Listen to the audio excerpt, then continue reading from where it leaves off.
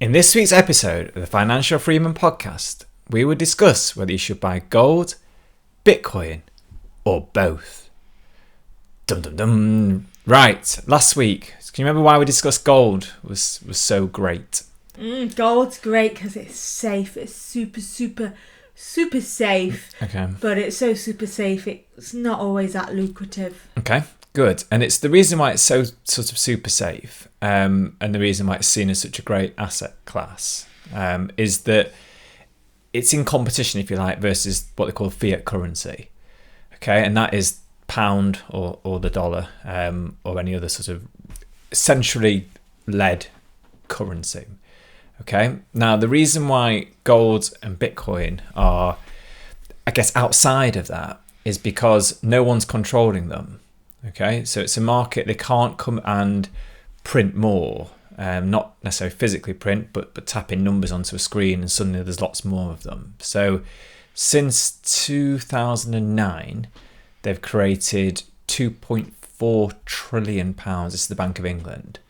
Just poof, and it's out into the system. Okay. Now, the difference... It's not that much a year. Well, 2.4 trillion. It's a billion. It's a lot of money. And it's obviously devaluing the money that was already there, as we know from having discussed inflation for what's quite a few weeks now. But the difference between gold and Bitcoin is that they are finite. So with Bitcoin, there's only ever going to be 21 million Bitcoin that's going to be mined. I think the final Bitcoin is going to be mined in 2040.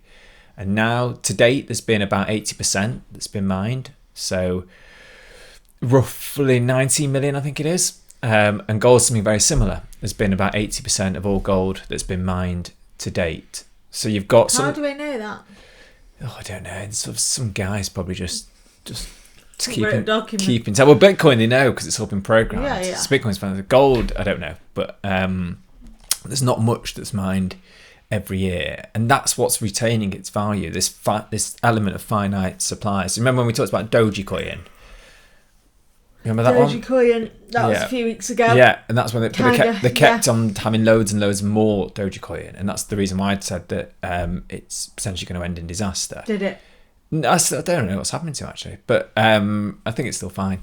So watch this space. But gold and Bitcoin, don't trust him. Him. No, yeah, there's only some of it. There's only a finite supply, and that's what's basically attracting people. They're seeing it as a good alternative because no one can come along and suddenly devalue it. Now, it's only got a value because other people are putting a value on it, if that makes sense. So you are, in essence, trusting the fact that it's a vehicle of wealth. But if you get to that stage and you basically have faith that everyone else is doing the same, then you're okay. Does that make sense? Yes. Yeah. Okay. Now, Bitcoin has obviously only been around... It has the value of what it's worth to others. Correct. Bitcoin's come around and they're now calling it gold 2.0. Okay. It's sexier. It races up on a daily basis. That's how they sell it. Right. I should be on the advertising. You should be, yeah. Or maybe then you need to be on the advertising team for gold because we need to make that a bit racier with noises like that. Anyway, so they've it's come along and obviously it can gain crazy amounts. So I think it was less than $1 when it all kicked off back in Bitcoin. 2009. It's now, I can't remember, for $40,000 US. Wow. So obviously it's gone up a crazy amount. Shoulda, woulda, coulda. And gold has only gone up a fraction compared to that in that time period.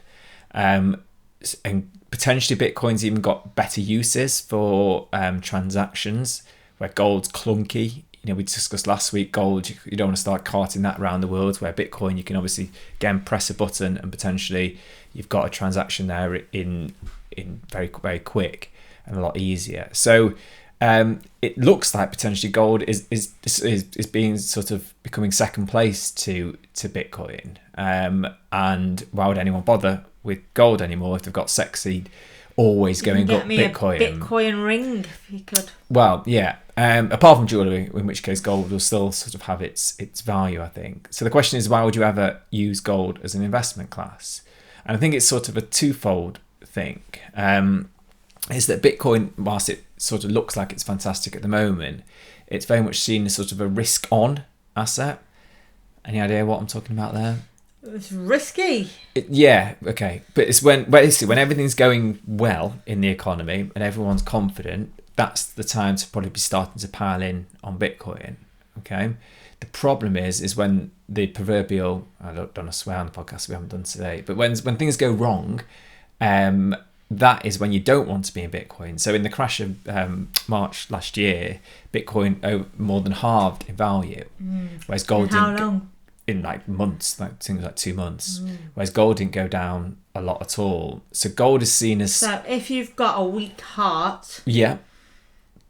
sort of gold. Yes, but I think it's so. And this is we'll come on to. Prone to. I think the conclusion probably fairly quickly. But that's the point is that Bitcoin isn't just this asset that's always going up. And as Ronnie said, if you've got your weak heart and you can't stomach the fact that it might suddenly drop 50%, 60%, 70%, and you're going to give up at that point, then it's not going to be the asset for you. If you do like the roller coaster ride and you do have this.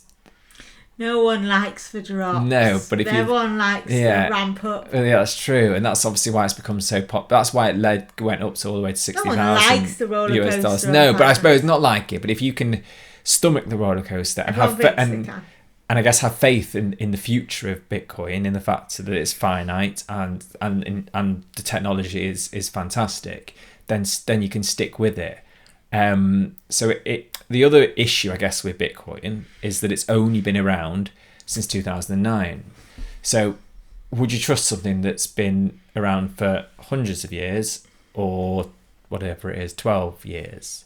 What would you go for? You're more of a risk taker than me, so you're probably thinking, yeah, let's go risky Bitcoin. It's changed a lot in 12 years. Yeah, but that's just talking about Bitcoin. So some of the other cryptocurrencies have only been around for a lot less than that. I think the second place, Ethereum or whatever it's called, has only been going around since 2015. So this is really new technology. And this is one of my... Still don't understand what Bitcoin does. But... Well, you should have probably listened to our episode 4. I probably did. Yeah, well, you were part of it, so I think you did. But I think the point is that some other technology could come along and displace it. And this is my sort of main problem with Bitcoin, is that it could come along and Bitcoin 2 could... Oh, yeah. Okay, I'll stick with gold.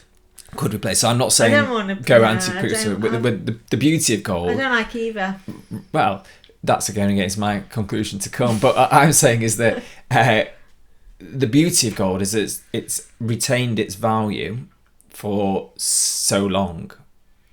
So it's always been a thing of power, of wealth.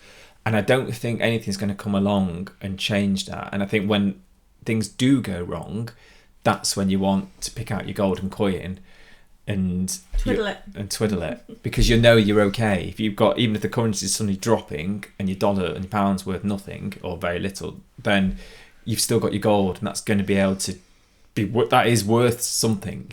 It's going to be worth what it was, before everything went wrong. So that's what I like about gold, in the fact that it's been there a lot longer. But I think, and this is coming on already to the conclusion, that the two can be used interchangeably. So you should have both gold and Bitcoin. Okay, this is if you've got enough in your investment pot and you want to take both risks that come with Bitcoin, but you also want sort of general inflation hedge, which I think gold is safer as a result of that because of its history. I think you would have both. What percentage is sort of up to you. I would personally say probably more of gold. Sorry, I know you want the more racy asset. But the key here is that you I believe you if you had a load of gold coins. Okay, but the key here is you can rebalance your portfolio, right? So when gold is doing pretty rubbish and Bitcoin's sailing its way to $60,000, that's not the time to then buy more Bitcoin. That is the time to start selling some off and buy your golden coins. Now, if you'd done that, you would have saved on your Bitcoin losses, which has happened since then. Gold hasn't gone up. So you think that what I'm saying is potentially not correct, but it will. I think it really will in the next year or so. So the way to play them is by having both of them, and when one is at the top, selling some and buying some more of the other.